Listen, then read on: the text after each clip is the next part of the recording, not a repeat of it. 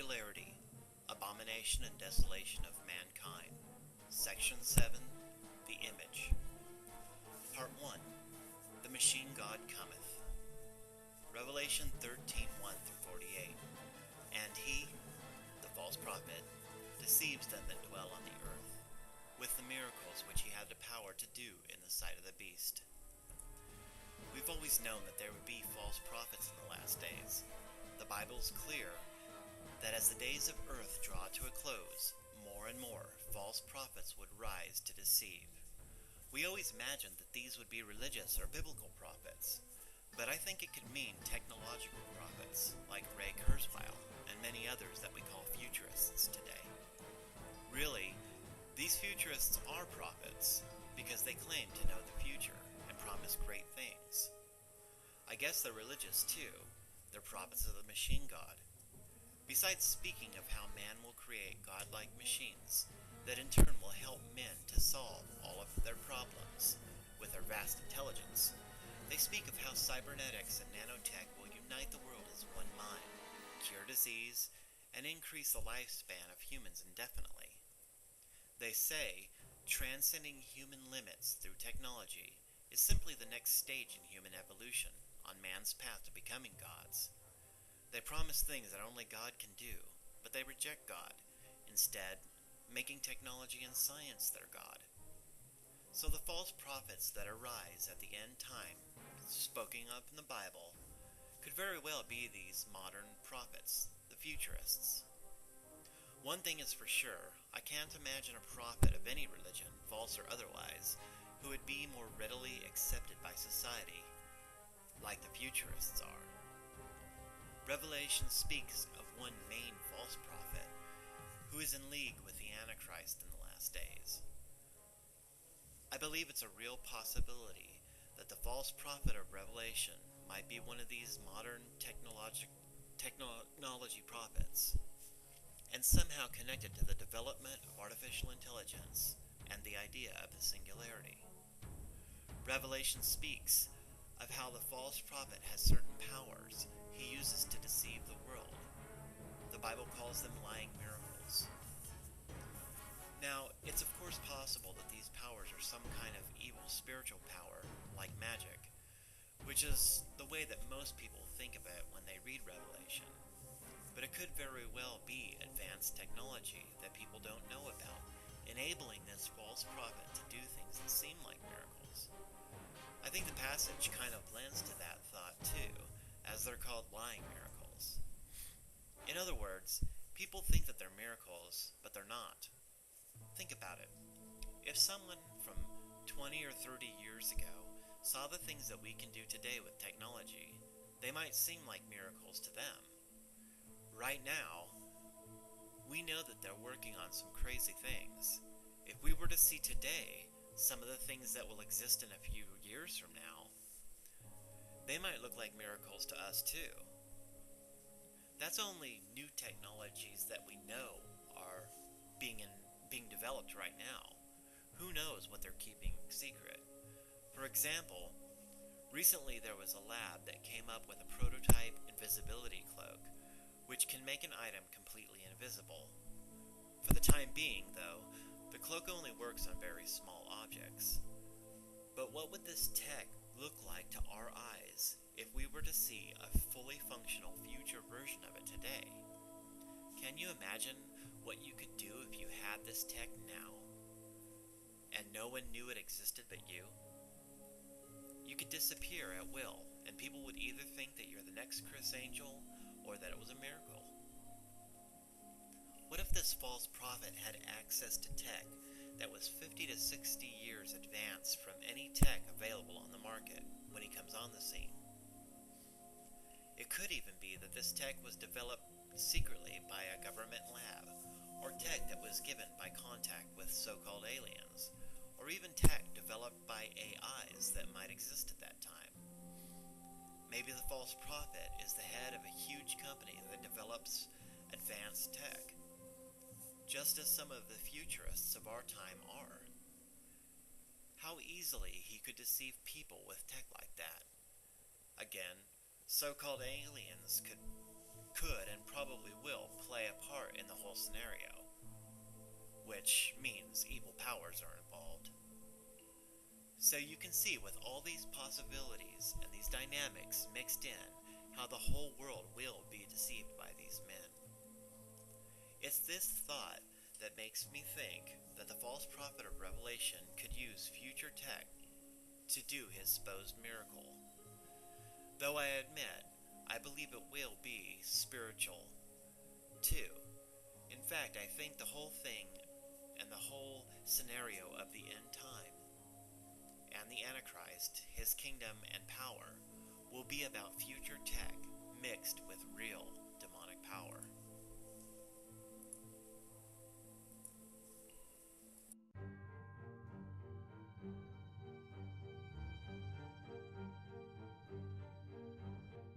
The Image, Part 2, Rise of the Replicants. Revelation 13:14. And he, the false prophet, says to them that dwell on the earth, that they should make an image of the beast, which had the wound by the sword, and did live.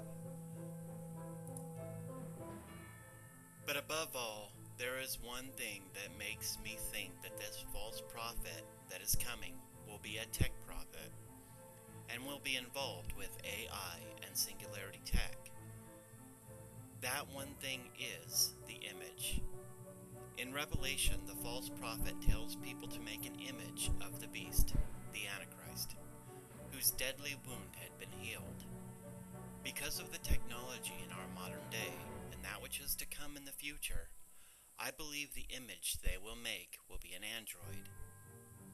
For so long, when people read this passage, they tended to think that the image that's going to be made would be like a statue or an idol in the likeness of the Antichrist.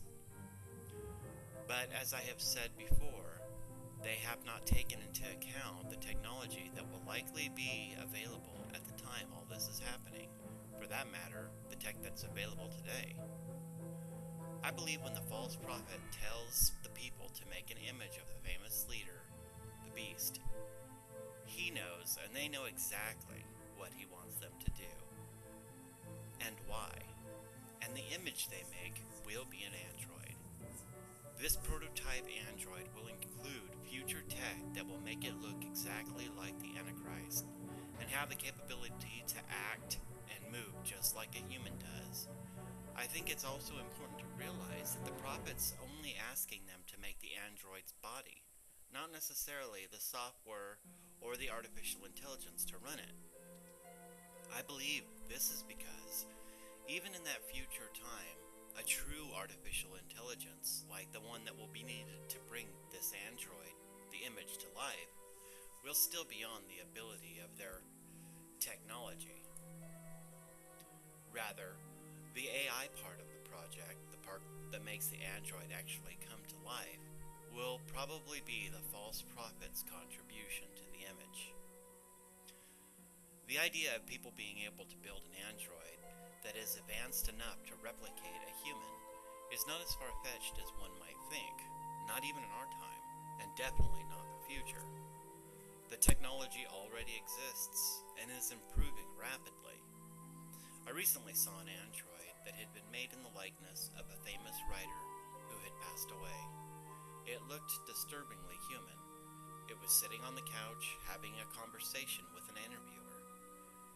In fact, the android was so lifelike that you might have thought it was a human being interviewed, except that the back of its skull was missing and a mass of wires protruded from its head, running to a nearby computer terminal.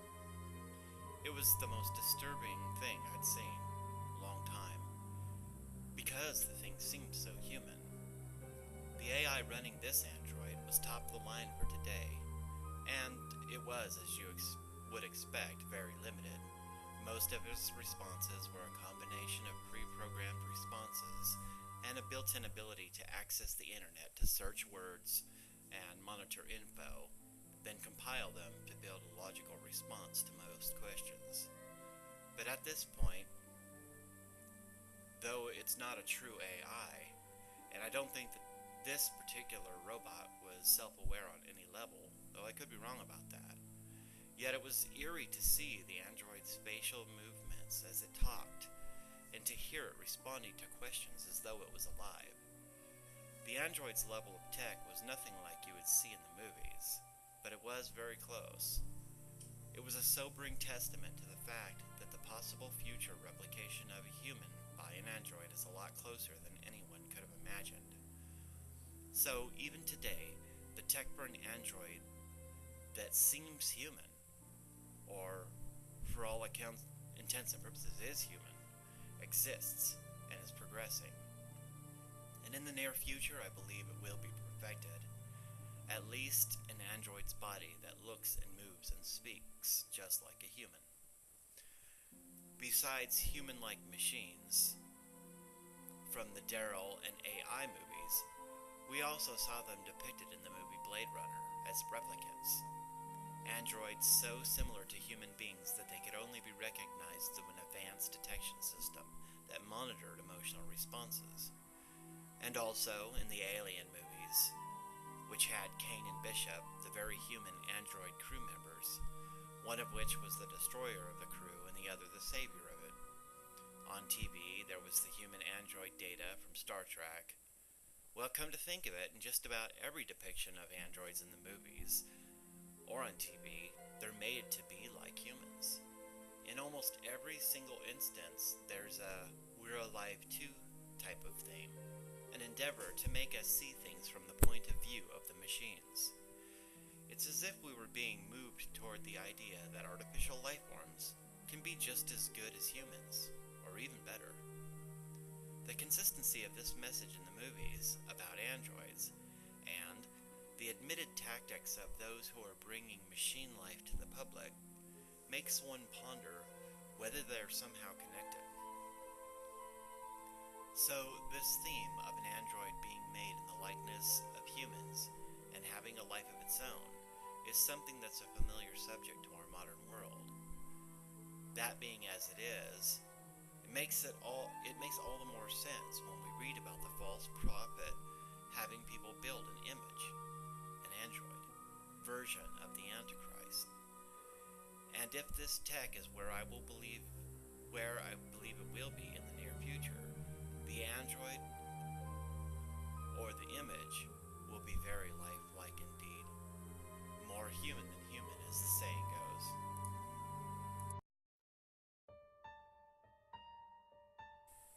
The Image, Part 3, The Dawn of Artificial Intelligence. Revelation 13:15. And he, the false prophet, had the power to give life unto the image of the beast, that the image of the beast should both speak and cause as many as would not worship the image of the beast to be killed. The word used for gave life is the same word as actual life, as in a soul. Strangely, it's also the word used for demons. Below is the interpretation of what the Bible means by saying the false prophet gave the image life. The word is pneuma.